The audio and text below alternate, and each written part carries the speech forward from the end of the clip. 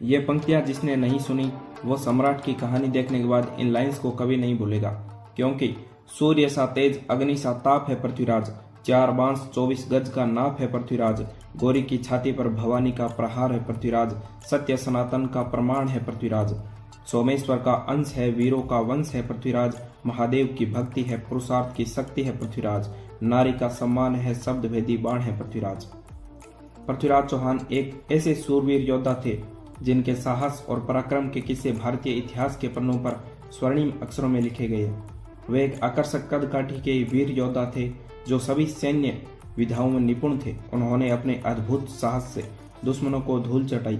उनकी वीरता का अंदाजा इसी बात से लगाया जा सकता है कि जब मोहम्मद गौरी द्वारा उन्हें बंधक बना लिया गया और उनसे उनकी आंखों की रोशनी भी छीन ली गई, तब भी उन्होंने मोहम्मद गौरी के दरबार में उसे ही मार गिराया था। तो आइए जानते हैं इस योद्धा के जीवन से जुड़ी कुछ रोचक बातें जिन्हें जानकर आपको भी भारतीय होने पर गर्व होगा। पृथ्वीराज चौहान का जन्म सन 1166 ईस्वी में अहिल पाटन गुजरात में हुआ। इनके पिता सोमेश्वर और माता कर्पूर देवी थी। कर्पूर देवी अनुपाल तोमर की पुत्री थी जो कि दिल्ली के सम्राट थे। पृथ्वीराज चौहान बचपन से ही बेहद साहसी, पराक्रमी और युद्ध कला में निपुण थे। शुरुआत से ही पृथ्वीराज चौहान ने शब्द भेदी बाण चलाने की अद्भुत कला सीख ली थी, जिसमें वे बिना देखे आवाज के आधार पर ही बाण चला सकते थे।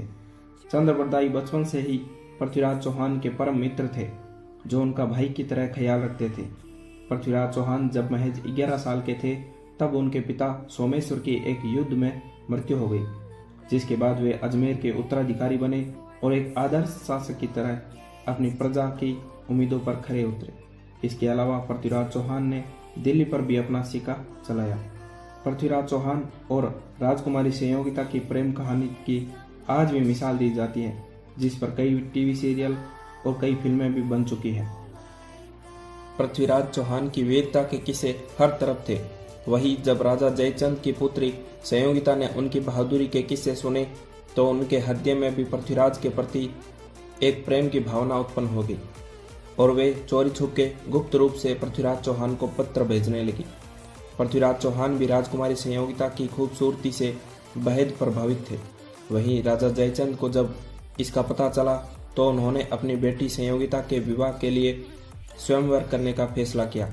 वहीं इस दौरान राजा जयचंद ने समस्त भारत पर अपना शासन चलाने की इच्छा के चलते अश्वमेध यज्ञ का आयोजन भी किया था। इस यज्ञ के बाद ही राजकुमारी संयोगिता का स्वयंवर होना था। वहीं पृथ्वीराज चौहान नहीं चाहते थे कि क्रूर और घमंडी राजा जयचंद का पूरे भारत में प्रभुत्व हो, इसलिए उन्होंने जयचंद का विरोध भी किया था, जिससे राजा जयचंद के मन में पृथ्वीराज चौहान के प्रति और भी ज्यादा घृणा बढ़ गई। जिसके बाद उन्होंने अपनी बेटी के स्वयंवर के लिए देश के कई छोटे बड़े महान योद्धाओं को न्योता दिया, लेकिन पृथ्वीराज चौहान को अपमानित करने के लिए न्योता नहीं भेजा और द्वारपालों के स्थान पर पृथ्वीराज चौहान की मूर्ति लगा दी। वहीं पृथ्वीराज चौहान जयचंद की चालाकी को समझ गए और उन्होंने अपनी प्रेमिका को पाने के लिए एक गुप्त योजना बनाई। उस समय हिंदू धर्म में लड़कियों को अपना मनपसंद वर चुनने का अधिकार था। वहीं अपने स्वयंवर में जिस भी व्यक्ति को गले में वरमाला डालती वो उसकी रानी बन सकती थी। तो वहीं स्वयंवर के दिन जब कई बड़े बड़े राजा अपने सौंदर्य के लिए पहचाने जाने वाली राजकुमारी संयोगिता से विवाह करने के लिए शामिल हुए, उसी समय संयोगिता अपने हाथों में वरमाला लेकर एक एक कर सभी राजाओं के पास से गुजरी और उसकी नज़र द्वार पर स्थित पृथ्वीराज चौहान की मूर्ति पर पड़ी।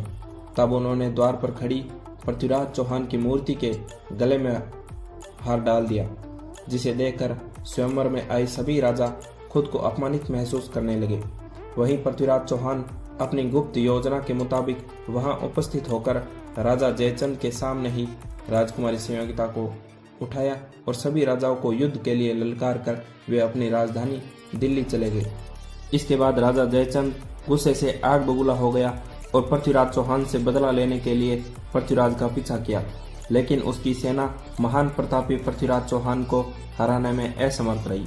जयचंद के सैनिक पृथ्वीराज चौहान का बाल विवाह का नहीं कर सके। तो फ्रेंड्स, आप कमेंट करके ज़रूर बताइए कि आपको हमारी ये जानकारी कैसी लगी और अगर आपको इसका नेक्स्ट वीडियो चाहिए तो उसका भी आप कमेंट करें। इसका अगला वीडियो जो पृथ्वीराज चौहान और मोहम्मद गौरी के बीच लड़े गए तराइन के युद्ध के बारे में है, तो वो आपको जल्दी देखने को मिलेगा।